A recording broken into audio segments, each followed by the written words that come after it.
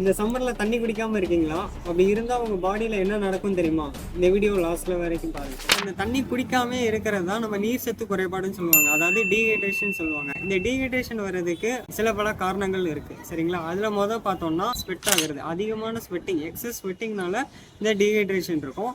அப்புறம் inadequate water, நம்ம சரியா தண்ணி குடிக்காம இருக்கிறதுனாலையும் இந்த டீஹைட்ரேஷன் இருக்கும். அப்புறம் இந்த fever, vomiting, diarrhoea, loose motion, இல்லை நம்ம ஃபிசிக்கல் ஆக்டிவிட்டி அதிகமாக பண்ணால் கூட இந்த டீஹைட்ரேஷன் இருக்கும்.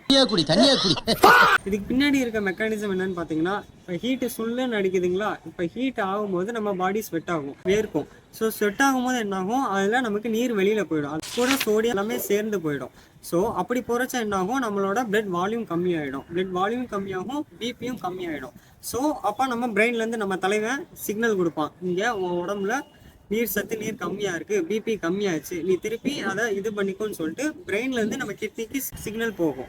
ஸோ அது போறது பாத்தீங்கன்னா அதுக்கு ஹெல்ப்ஃபுல்லா இருக்கிறது ரெண்டு ஹார்மோன். அது ஒன்று பாத்தீங்கன்னா ஏடிஹெச்னு சொல்லுவாங்க, ஆன்டி டயூட்டிக் ஹார்மோன்.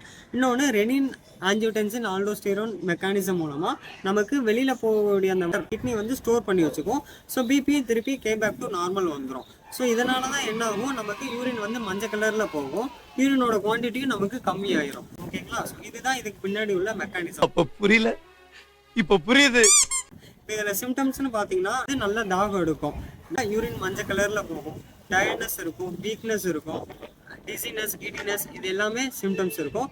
இன்னும் மோஸ்ட் எக்ஸ்ட்ரீம் போனாங்கன்னா இதுவே ஹீட் ஸ்ட்ரோக் வர அளவுக்கு கூட வாய்ப்புகள் உண்டு. நெக்ஸ்ட் வீடியோவில் இதுக்கு என்ன சொல்யூஷன் பார்க்கலாம்.